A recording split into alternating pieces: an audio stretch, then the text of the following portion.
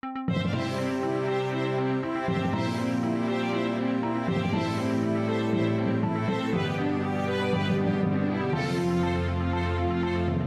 up, Taiwan? I'm Yvonne with 10 minutes of news from here in Taiwan and around the world.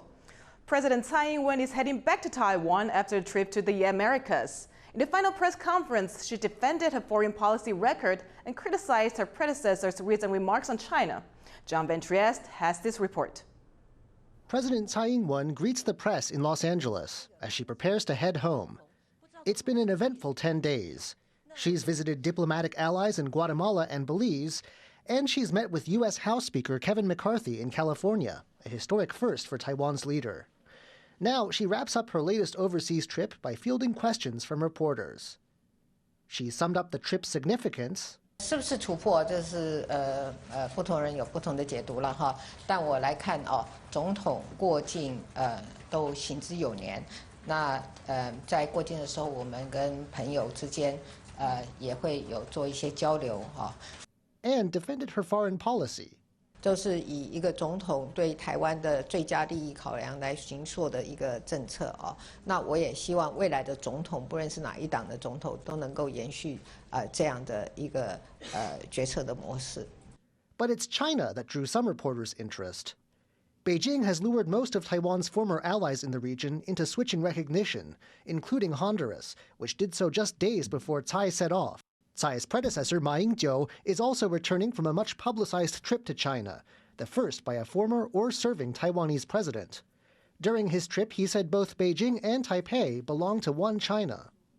Taiwan's official name is the Republic of China, and it once laid claim to the Chinese mainland. Tsai said that's now old-fashioned thinking.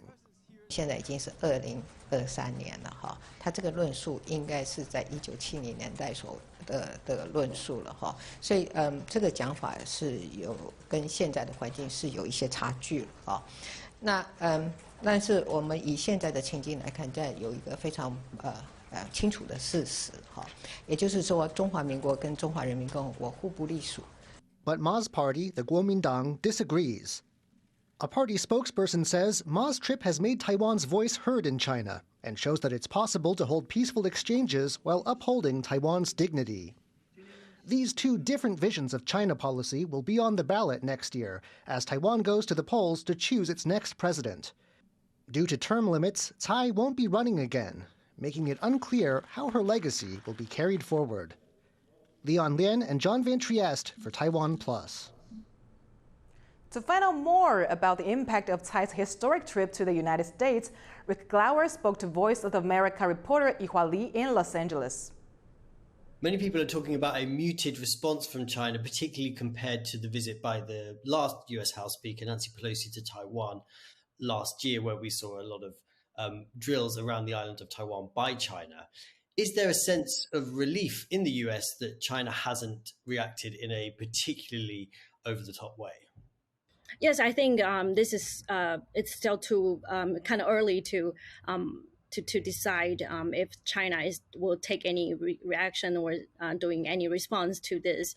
We're still, I think, the U.S. is still monitoring. So far, Beijing has held just routine military drills around Taiwan and launched the third patrol operation through the Taiwan Strait. But this is far less. We know this is far less than what we saw last year when Nancy Pelosi visited Taiwan. But we have to also remember that now Beijing, however, has been steadily upping its intimidation of the island every day. So. But we also heard that the U.S. has trying to keep open communication with China, with their counterpart in China. And the State Department has said that they have been trying to communicating on this issue with China. Do you think this sort of engagement with Taiwan puts a strain on the US-China relationship?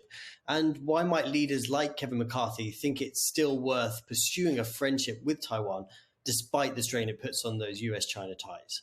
The U.S.-China relations actually has been quite at a low point for some time. We had Secretary of State Antony Blinken postponed his trip to China because of the spy balloon incidents, and still have not scheduled the phone call between Chinese President Xi Jinping and Joe Biden. So the relationship between the U.S. and China has been strained not for a while, not because of the interaction between U.S. and Taiwan, more like it's the nature of U.S.-China relations have changed, not as like 5 years ago or even 3 years ago. And how do you think attitudes towards Taiwan and China are changing in the US?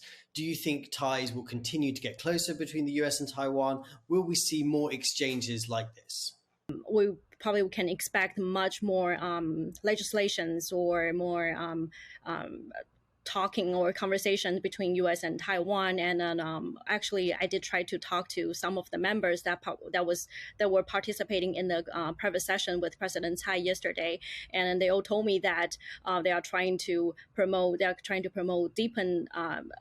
much more legislations related to supporting Taiwan.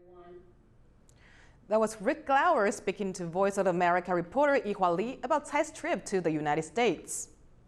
China has sanctioned Taiwan's de facto ambassador to the United States. Beijing accuses Hsiao Bi-khim of, quote, colluding with the U.S. to seek Taiwan independence. The sanctions mean that Hsiao is barred from entering Chinese territory, including Hong Kong and Macau. Any businesses with ties to her are also forbidden from operating in China. This is the second time Hsiao has been sanctioned by the Chinese government. Hsiao seemed unfazed by the news, posting on Twitter, "Wow, the PRC just sanctioned me again for the second time."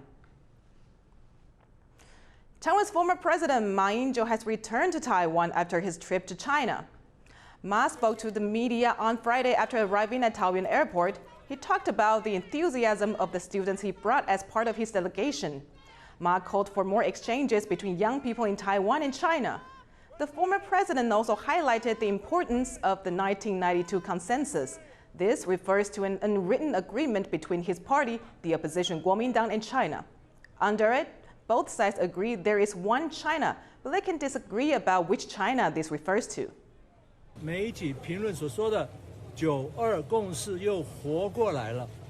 我用实际行动证明，坚持9·2共识，求同存异，彼此尊重，和大陆就可以有共同的政治基础，可以尽速恢复交流与对话。 A safari park in northern Taiwan has been fined for the escape and later shooting death of one of its baboons.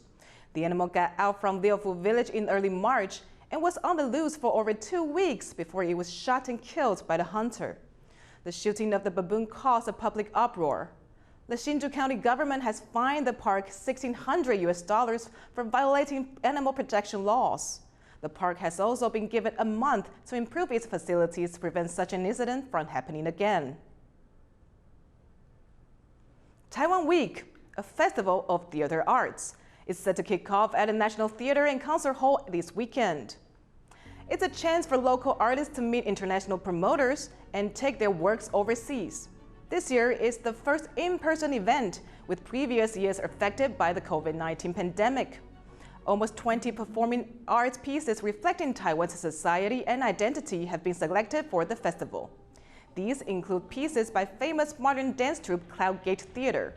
Organizers say Taiwan's freedom of expression is also a big attraction for visitors. 这个自由度反映在创作面向上，就是什么议题我们都没在怕的，所以什么样的议题我们都有办法搬上舞台上面去讨论。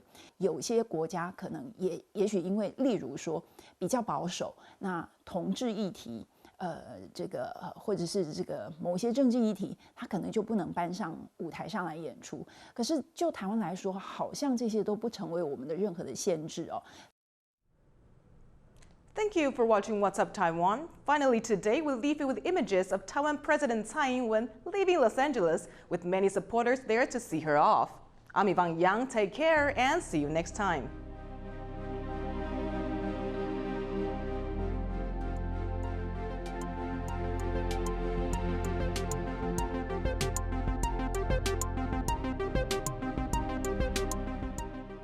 1, 2, 3. 1, 2, 3. Okay. For more stories from here in Taiwan and around the world, please make sure to download the TaiwanPlus app.